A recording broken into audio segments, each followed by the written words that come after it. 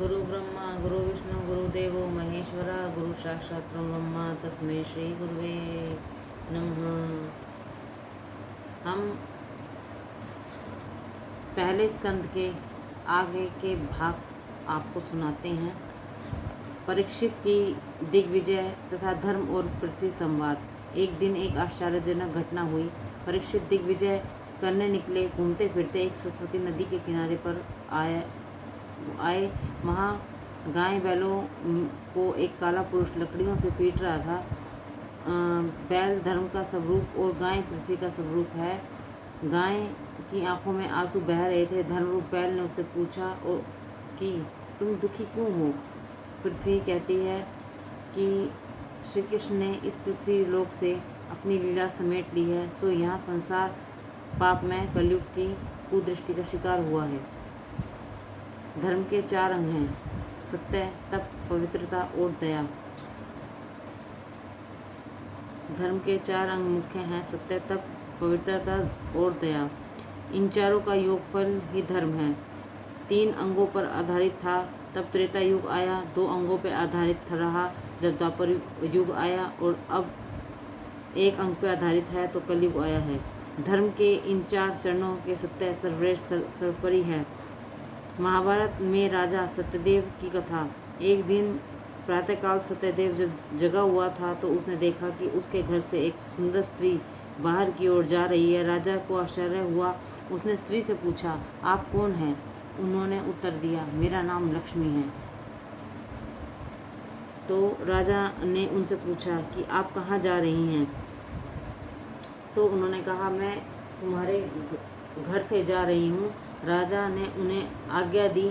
कुछ देर के बाद एक सुंदर पुरुष घर से बाहर निकला।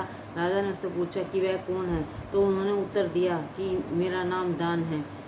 जब लक्ष्मी यहाँ से चली गई तो तुम दान कैसे कर सकोगे? सो मैं भी लक्ष्मी के साथ ही जा रहा हूँ। राजा ने उसे भी जाने दिया। फिर एक तीसरा पुरुष बाहर जाने लगा। उसने बताया कि वह तो सदाचार है, जब लक्ष्मी दान नहीं रहे तो वो भी यहाँ रहकर क्या करेगा। राजा ने उसे भी जाने दिया।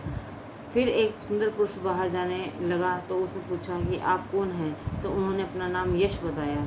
वह बोला, जहाँ लक्ष्मी दान और सदाचार नहीं रह सके वहाँ मैं भी रहकर क्या करूँगा। राजा ने उन्हें भी जाने दिया। कुछ देर बाद एक सुंदर पुरुष और बाहर आया तो राजा ने पूछा कि आपका नाम क्या है? उन्होंने कहा, मेरा नाम सत्य है। जब आपके यहाँ लक्ष्मी दान सदाचार और यश नहीं रह सके तो मैं अकेला कैसे रह सकता हूँ? मैं भी उनके साथ जाऊँगा।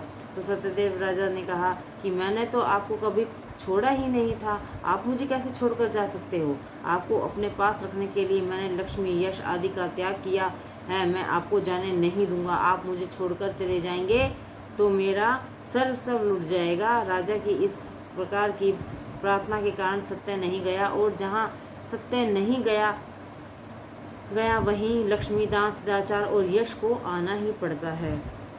बिना सत्य के ये सब व्यर्थ है। इसलिए यह स्पष्ट ही है कि सत्य ही सर्वस्व है। बाकी की 4 संपत्तियां चली जाएं तो कोई बात नहीं, कोई चिंता नहीं, किंतु सत्य नहीं जाना चाहिए। सत्य रहेगा तो सब कुछ रहेगा। सूत जी वर्णन करते हैं कि इस अध्याय में धर्म की व्याख्या की गई है। सत्य, तप, पवित्रता और दान, ये 4 ही धर्म के प्रधान अंग हैं। इन चारों का समन्वय ही धर्म है। इन 4 तत्वों से जो परिपूर्ण है वही धार्मिक है।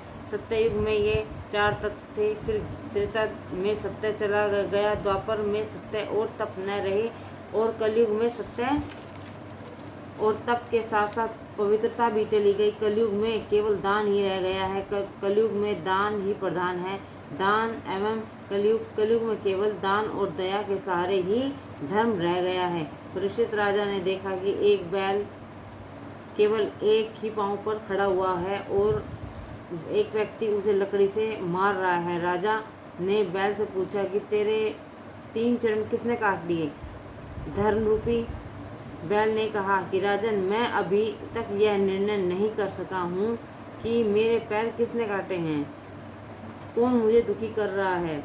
कोई कहता है काल दुख दे रहा है, तो कोई कहता है कि कर्म ही मनुष्य को दुख देता है।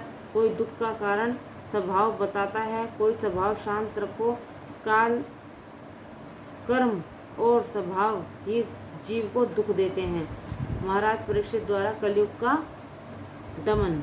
राजन, मेरे दुख का कारण आप ही सोचें। राजा समझ गए कि यह कठोर पुरुष जो कि गाय बैल का को सता रहा है वो और कोई नहीं, कली ही है। यह कली ही धर्मनिष्ठाओं के को सताता है। वह ये कली को दंड देने को तैयार हुए तो कली राजा की शरण में आया। कली ने परीक्षित के चरणों को स्पर्श किया और यही कारण है कि परीक्षित राजा की मति भ्रष्ट हुई। जिस मनुष्य के स्वभाव और चरित्र से हम अनजान हों उसका हमें कभी स्पर्श न करना चाहिए। दुष्ट को दंड देना और धर्मराज का धर्म है। फिर भी उन्होंने कली के प्रति दया जताई। उन्होंने कली से कहा कि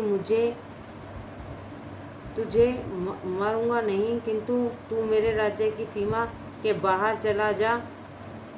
मैं राज्य में तेरे लिए कोई स्थान नहीं दे सकता। कली ने राजा से प्रार्थना की और कहा, मैं जब कहाँ जा सकता हूँ? तो परीक्षित ने उसे 4 स्थानों में रहने की अनुमति दे दी। वे स्थान थे धूर्त, मदिरा, नारी संग और हिंसा। इन 4 स्थानों में क्रमशः इन असत्य, मद, आसक्ति और निर्दयता ये 4 अधर्म रहते हैं। इन 4 स्थानों की प्राप्ति होने पर भी कली को संतोष न हुआ। उसने राजा से कहा, ये 4 स्थान तो गंदे हैं, कोई अच्छा सा स्थान मुझे रहने को मिले तो ठीक है। तो परीक्षित ने उसे स्वर्ण में रहने की अनुमति दे दी। अशुद्ध साधन से जब स्वर्ण घर में आता है तो कली भी उसके साथ आ धमकता है।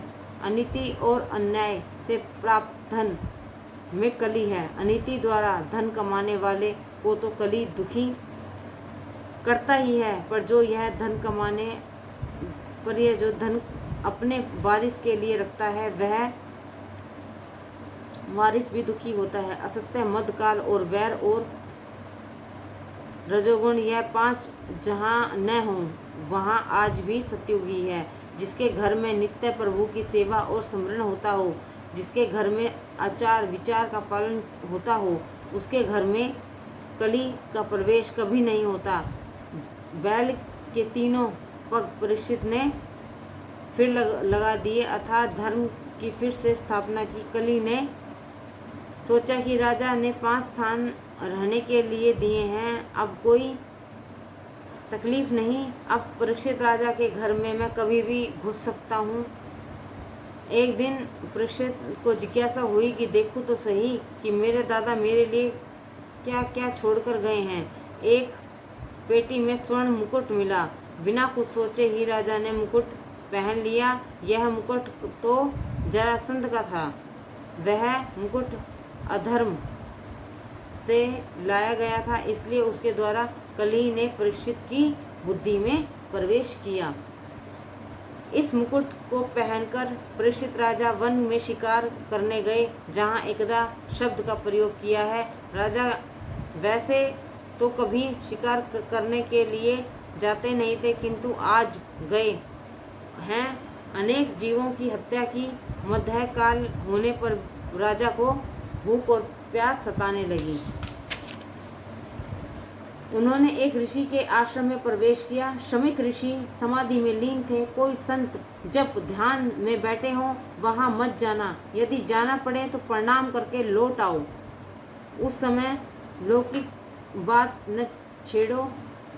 प्रभु के साथ एक होने की इच्छा संत की होती है। लौकिक बातें उनके तब ध्यान भजन में बाधा रूप बनेंगी। परीक्षित ने सोचा कि इस देश का मैं राजा हूँ, फिर भी ऋषि मेरा स्वागत नहीं करते। शायद स्वागत न करने का नाटक ही वे कर रहे हों। राजा की बुद्धि में कली ने प्रवेश किया था, अतः शमिक ऋषि की सेवा करने के लिए की अपेक्षा राजा ऋषि की सेवा की अपेक्षा कर रहे हैं। उन्हें दुर्बुद्धि में ने आ घेरा। उन्होंने एक मरा हुआ सांप शमिक ऋषि के गले में पहना दिया। उन्होंने तपस्वी का अपमान किया। अन्य को अपमानित करने वाला स्वयं अपना ही अपमान करता है। अन्य को छलने खुद को अपने आप को ही छलता है, क्योंकि सभी में आत्मा तो एक ही होती है। राजा ने शमीक ऋषि के गए तो मरा हुआ सांप पहनाया, किंतु ऐसा करके उन्होंने अपने गले में तो मानो जीवित सांप को ही पहन लिया हो। सर्प साक्षात काल का स्वरूप है। सभी इंद्रिय वृत्तियों को अंतर्मुख करके प्रभु में स्थिर हुआ ज्ञानी जीव ही शमीक ऋषि है। ऐसे ज्ञानी जीवन के गले में सर पहनने का अर्थ है काल को मारना। जितेंद्रिय योगी का काल स्वयं मरता है, अर्थात काल उसे प्रभावित नहीं कर सकता। राजा का अर्थ है रजोगुण में फंसा भोग प्रधान विलासी जीव। ऐसे के गले में सर्प लटकता है, अर्थात जीवित सर्प उसके गले में है। राजा परीक्षित को श्रृंगी ऋषि का श्राप। शमीक ऋषि ने पुत्र श्रृंगी ने जब यह बात जानी तो यह क्रोध में भड़क उठा कि ऋषि का अपमान करने वाला यह राजा क्या समझता है, अपने मन में है। उसने सोचा कि ब्रह्मतेज अब भी जगत में विद्यमान है, मैं राजा को श्राप दूंगा।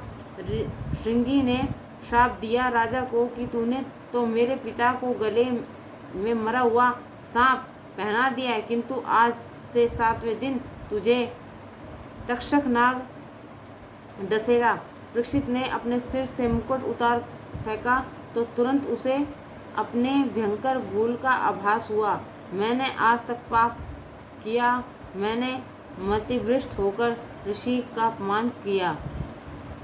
परीक्षित सोचते हैं कि मैं संसार में विषय सुखों में फंस गया था, अतः मुझे सावधान करने के लिए ही प्रभु ने मुझ पर यह कृपा की है। मुझे अगर शाप न मिला तो मैं भला कब वैराग्य धारण करूँगा।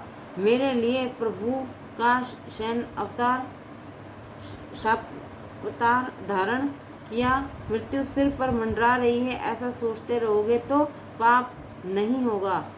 परीक्षित ने गृह त्याग किया और वे गंगा तट पर आए। उन्होंने गंगा स्नान किया और यह निश्चित किया कि अन्न जल का त्याग करके अब प्रायश्चित व्रत करूँगा। बड़े बड़े ऋषियों ने यह बात सुनी और बिना बुलाए ही राजा से मिलने आ गए। उन्होंने सोचा कि परीक्षित अब राजा नहीं है, राजश्री बन गए हैं। राजा ने विलासी जीवन का अब अंत हुआ है, राजा का जीवन अब बदल गया है और इसलिए वे सब परीक्षित से मिलने आए। परीक्षित ने खड़े होकर सबको प्रणाम करके उनकी पूजा की। राजा ने अपने पाप की बात उन ऋषि से बता दी। वैसे तो सभी लोग पाप को छिपाते हैं और अपने पुण्य की बातें सबके सामने प्रकट करते हैं। आप पाप को छिपाओ मत और पुण्य को प्रकट करो मत। समाज के सामने पाप स्वीकारने से पाप करने की आदत छूट जाती है। परीक्षित का अनशन व्रत और सुखदेव जी का आगमन। परीक्षित ने कहा कि मैंने पवित्र संत के गले में मरा हुआ सांप पहना दिया है। मैं अधम हूँ, मेरा उद्धार कीजिए। मैंने सुना है कि पापी को यमदूत मारते पीटते ले जाते हैं, मेरा मरण सुधरे ऐसा कोई उपाय बताएं। सिंहगण सोचने लगे, हम भी मृत्यु से डरते हैं। अंत समय में प्रभु का नाम होठों पर आना मुश्किल बात है। मात्र 7 ही दिनों में राजा को कैसे मुक्ति मिलेगी, यह तो अशक्य ही है। इससे सब ऋषि चुप हो गए। 7 ही दिनों में मुक्ति का पाना असंभव सा ही है। मृत्यु के पास का समय अति नाजुक होता है।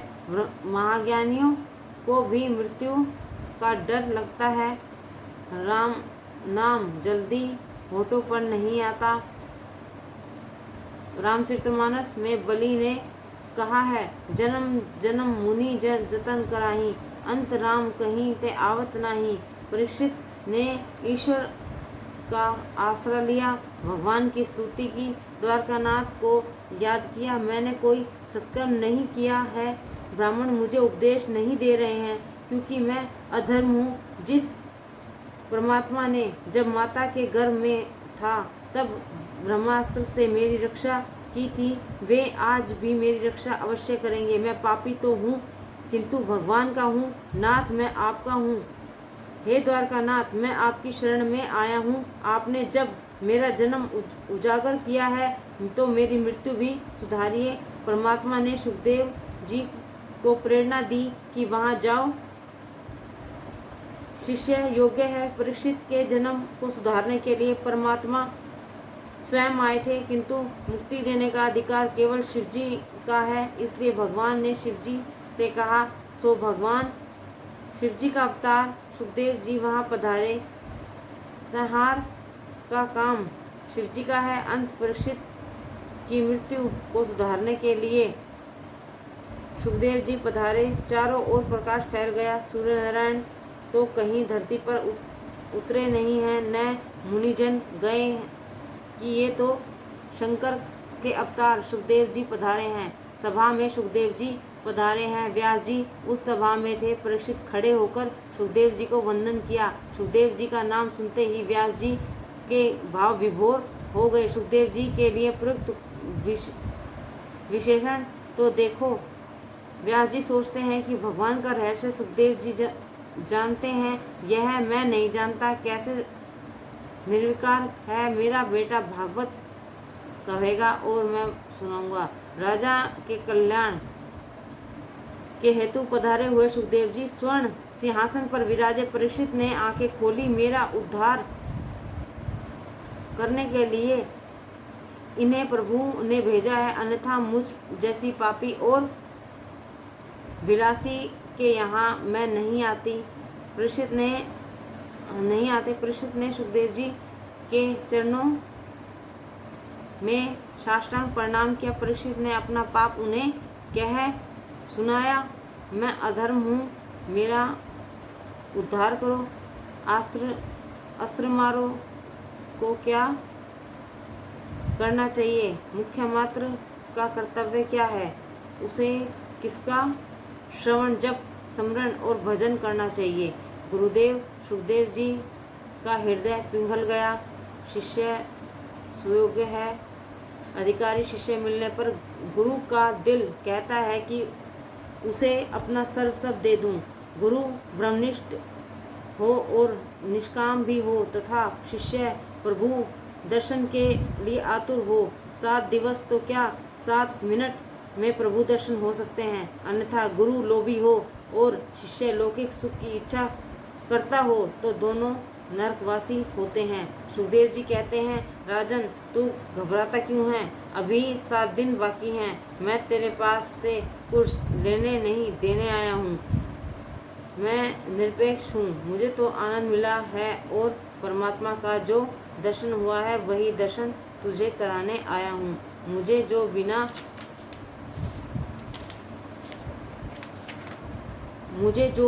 मिला है वह तुझे देने आया हूँ। मेरे पिताजी भूख लगने पर दिन में एक बार बेर खाते थे, किंतु इस कृष्ण कथा में भजनानंद इतना मिलता है कि मुझे तो बेर भी याद नहीं आते। मेरे पिताजी वस्त्र पहनते हैं, प्रभु चिंतन में मेरा वस्त्र कब और कहाँ छूट गया यह भी मुझे खबर नहीं है। 7 दिन में तुझे कृष्ण दर्शन कराऊंगा। मैं बादरायणी हूँ। कृष्ण आनंद में मस्त होने के बाद बेर खाना भी कहाँ रहा। राजन, जो समय बीत गया उसका स्मरण मत करो, भविष्य का विचार भी मत करो, सिर्फ वर्तमान को सुधारो। दिन बाकी हैं। मेरे नारायण का स्मरण करो, तुम्हारा जीवन अवश्य उजागर होगा। लौकिक रस में भोगी को प्रेम रस नहीं मिलता, भक्ति रस भी यही मिलता है। जिसने काम का त्याग किया है वही रसिक है। जगत का रस कटु है, प्रेम रस ही मधुर है। जो इंद्रियों के अधीन होता है उसे काल पकड़ता है। भगवान का वक्ता सुखदेव जी जैसा होना चाहिए। हरे राम राम राम हरे हरे, हरे कृष्ण कृष्ण कृष्ण हरे हरे। जय श्री कृष्ण।